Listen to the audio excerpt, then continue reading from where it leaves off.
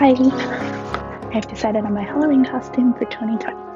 I've decided I'm going to be doing a 1660s gown inspired by plague doctors.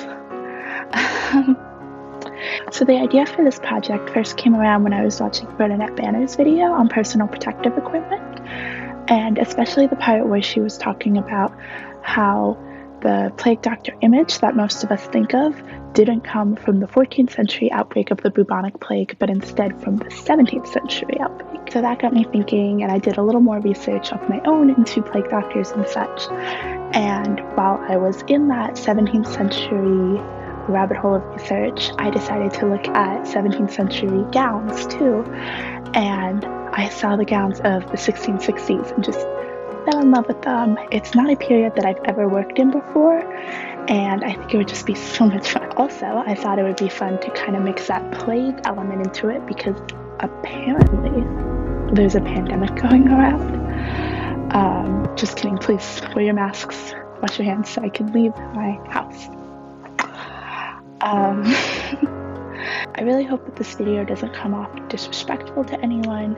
It's supposed to be an exploration into plagues and diseases of the past as mixed with my interest in fashion history. And my heart really goes out to anyone who's affected by COVID-19, and I have so much support for all the frontline workers and healthcare workers and essential workers, just all the people who are keeping our world going while the rest of us have to stay inside. Anyway, so in this video, I'm going to be going through my design process and trying to visualize it. A quick side note, I am not good at doing like figure sketching and costume design drawings. This is something that I'm really trying to get better at. Usually I just dive right into the project without really drawing out my visual, but I thought for this one I should start practicing, and I decided to even go into watercolors. If anyone has any tips and tricks about watercolors, please let me know. I can use all the help I can get. Watercolors are really hard. This costume is a bit more extravagant than most of my Halloween costumes in the past. There are a few reasons for that. One I will talk about later in the video because it's actually part of my inspiration and research into this. Another reason is I can't go anywhere for Halloween. I realized that I want a big project to work on this fall. So, plague doctor ball gown, it was. Okay, let's get into the designing.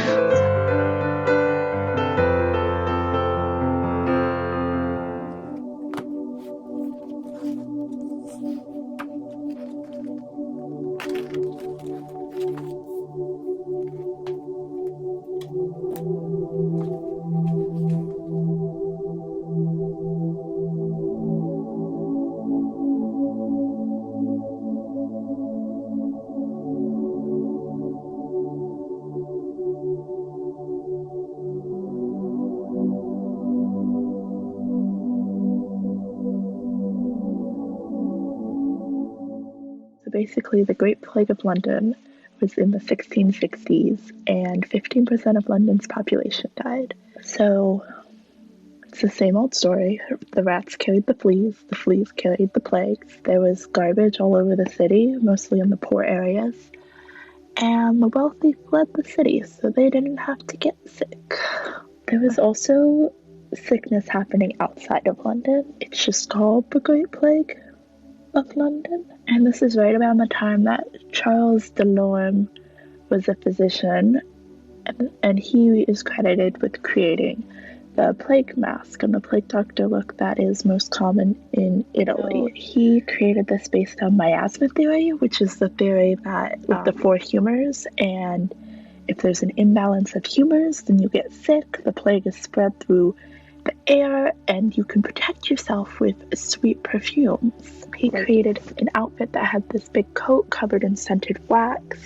The pants were connected to the boots, the shirt had to be tucked in, and the hat and gloves were made of goat leather. This was all created to not let any bad scents in. And then the most notable part is the big beak shape, and they fill it up with theriac, which is a compound of more than 55 herbs. that just smelled really good. With the shape of the beak, the air would have to flow through all these herbs before reaching the nose. And according to miasma theory, that would cleanse the air of any sickness, and you wouldn't get sick. Unfortunately, this didn't really work. There's no real protection against the disease. However, after 1666, the outbreak kind of faded out, and we haven't had a large outbreak of the bubonic plague since, although there are outbreaks of other diseases. But historians believe that it stopped because of the Great Fire in 1666, which destroyed a lot of London, but also a lot of the rats and the fleas were destroyed. There's also a theory that people started building a stronger immunity to the disease, and also by 1666, people knew a lot more about quarantine than during the first outbreak of the bubonic plague, which is why all the rich people were fleeing the city.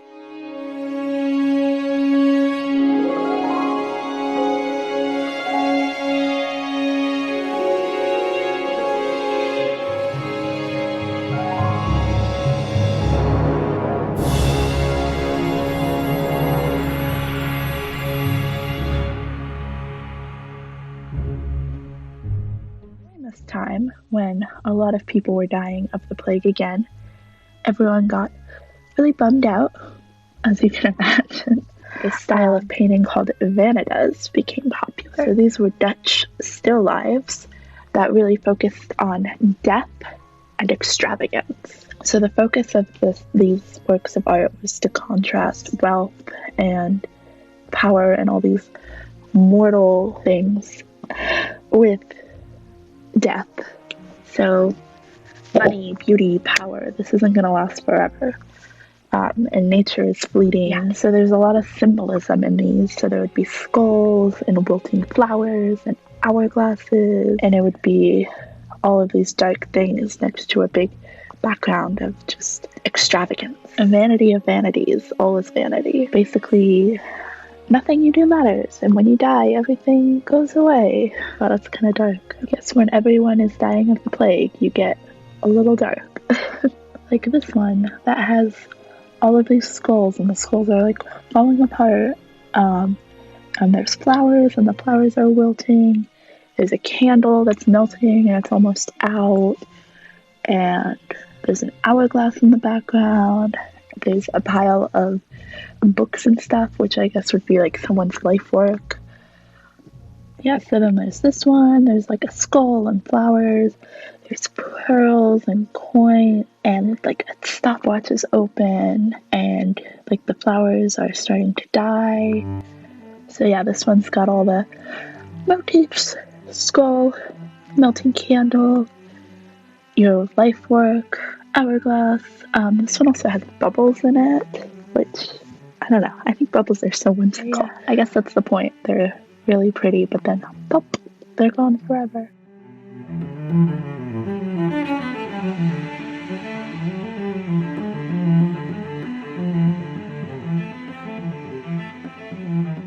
Okay, so next we're going to talk about the design process for this dress. So obviously my main inspirations were the Vanitas painting and the Plague Doctor look. So I wanted to kind of smush them together and have this very big, elaborate, extravagant gown that is contrasted by the big Plague Doctor beak that's associated with death. So I started by looking at different gowns from the 1660s, since this is when these portraits were popular and this is when the Great Plague happened. So looking at 1660s gowns, they all had boned bodices instead of being worn over stays or corset. The actual boning was built into the lining of the bodice. They had the low oval-shaped neckline and off-the-shoulder sleeves that were pleated into cartridge pleat. The bodice went down into a deep point in the front, and they were worn over a linen chemise that oftentimes showed through the bodice. There were also a lot of ringlets in the hair and pearls everywhere. So if we're going to look at some of my inspiration photos, this first one is from 1666, and I was really inspired by the sleeves on it. I like how there's slits that have the chemise coming through, and this one also gives a good overview of the silhouette of the bodice. This next portrait, obviously the color I didn't see a lot of black, so this one really stood out to me when I was doing research. I also like how the chemise is gathered up underneath. I like how it shows through it in the dress. And the pearls draped over the bodice.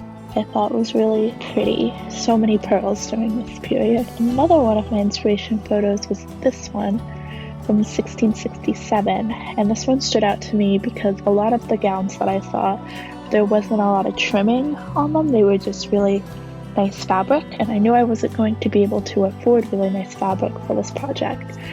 So I was drawn to the trimming down the front and on the skirts of this one. I think I'm going to do a bit more trim on this than most of the dresses from the period, especially on the skirt, because I really want it to read as over extravagant, so it would be almost more than what even the wealthy women of the time period would be wearing. One thing I thought about was decorating the neckline with some sort of embroidered flower detailing, but I thought it looked almost too much in a way that wasn't period accurate, so I decided to stick with lots and lots of pearls.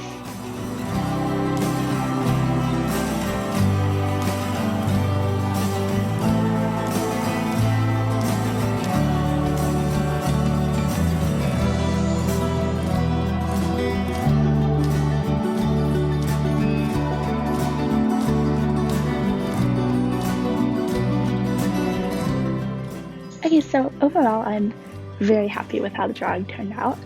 I do think the proportions are a little too cartoony, and I definitely need more practice with watercolors. So I did take it into my iPad and did some edits to the proportions, and I added in a better background, and I'm much happier with it now. I'm just more comfortable with digital art. Having an undo button is very nice, but I like how this turned out because I was able to adjust it digitally, but it still has that nice texture of like a